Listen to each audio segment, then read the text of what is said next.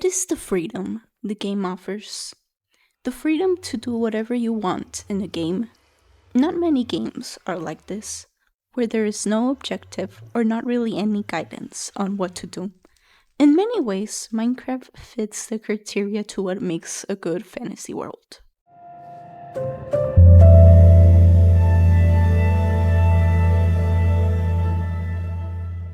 You might be questioning what gives me the authority to speak on this subject or why I've come to this conclusion. And I've been writing fantasy for about 4 years, and one day I do wish to be a published author. That's what I've been working for all these years. But when I'm not writing, I'm usually questioning other things, such as the games I play, which includes Minecraft. I am here to take a closer look at Minecraft, how it is a fantasy world, and the internal and external factors that contribute to this.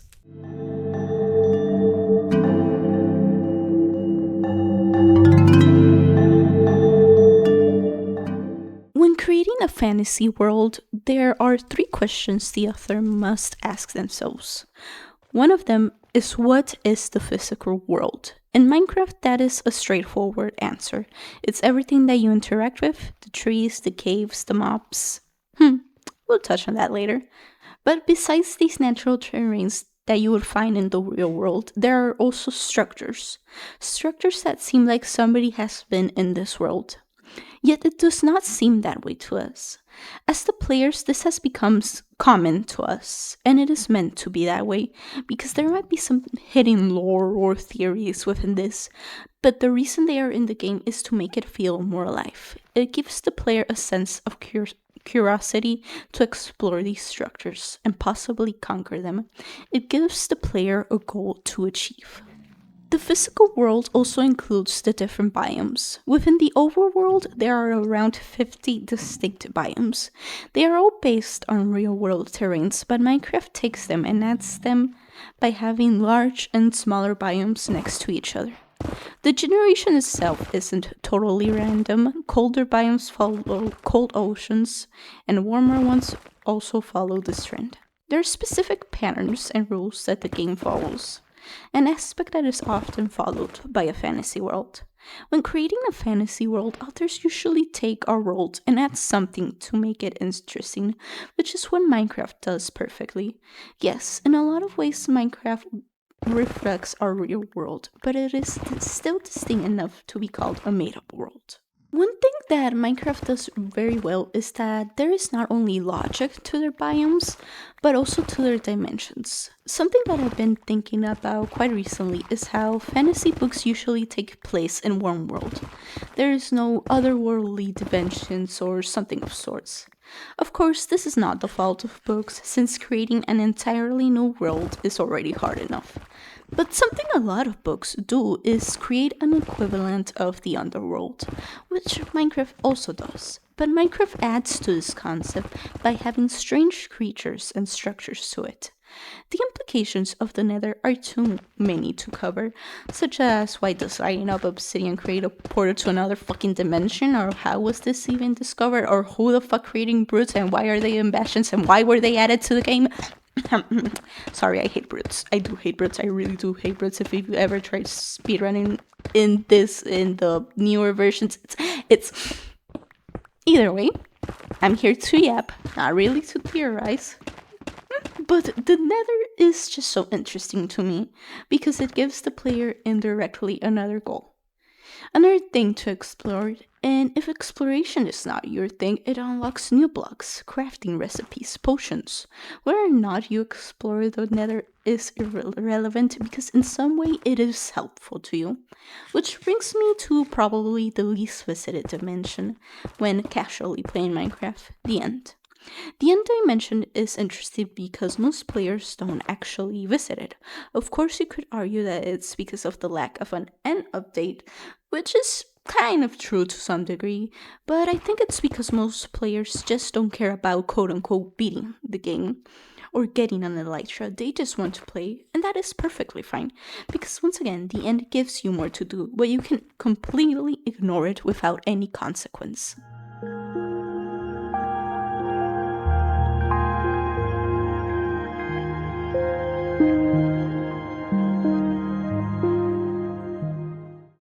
The second question to look at when creating a fantasy world is, what is the magic system? In Minecraft, canonically, there is magic. The Ender Dragon is the only entity that has it, but it's still present. I mean, there's a freaking dragon. What more evidence do you need that this is a fantasy world?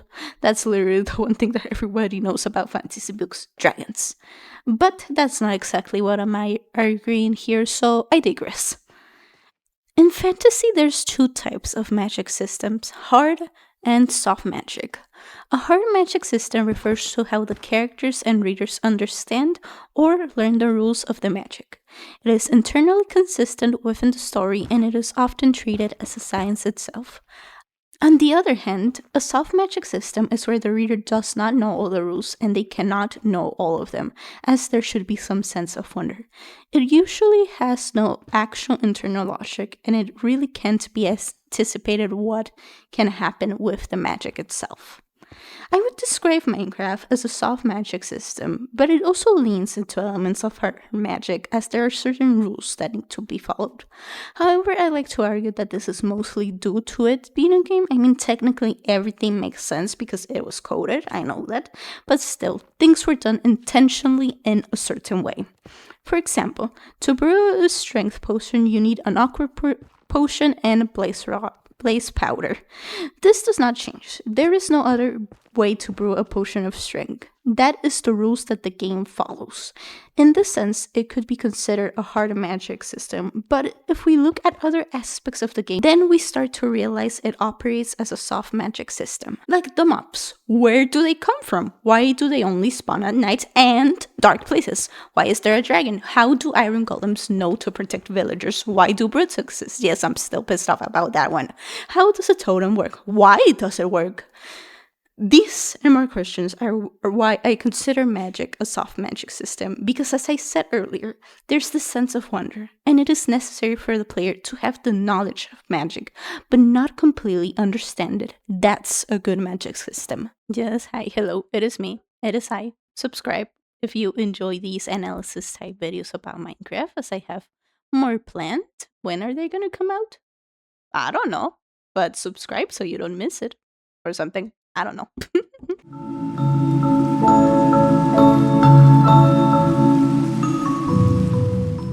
The third and final question an author must ask themselves is, what is the culture? What are the things the people of the world make and how do they interact with them? This is not really asking what the beliefs or values of the world are.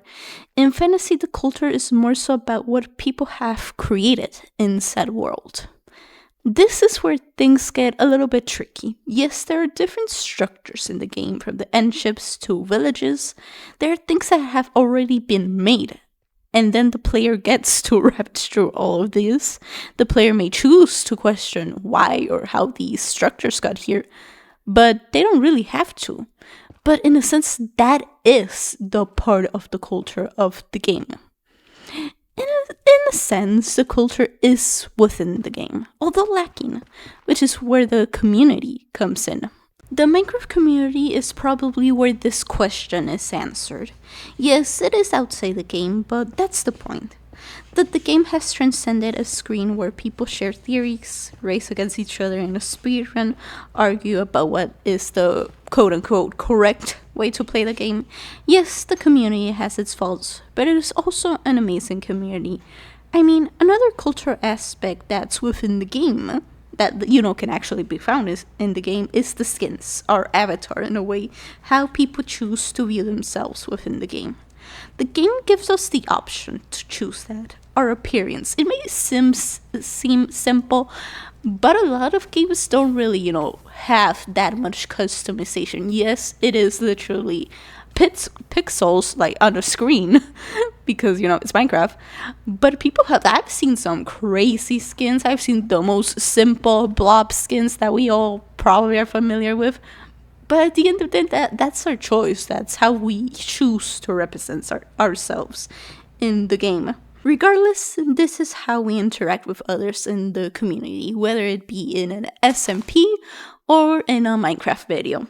Yes, the game itself might lack some aspect of culture in the sense, as we spoke about earlier, in the fantasy sense.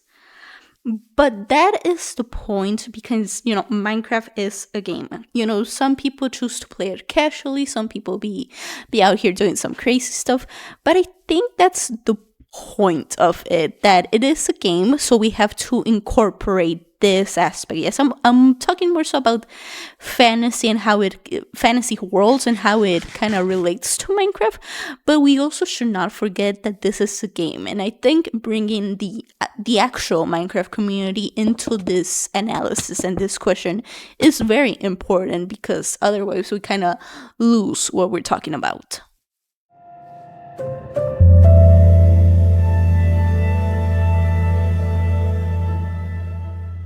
A good fantasy world is one that feels alive in every aspect that the characters walk through.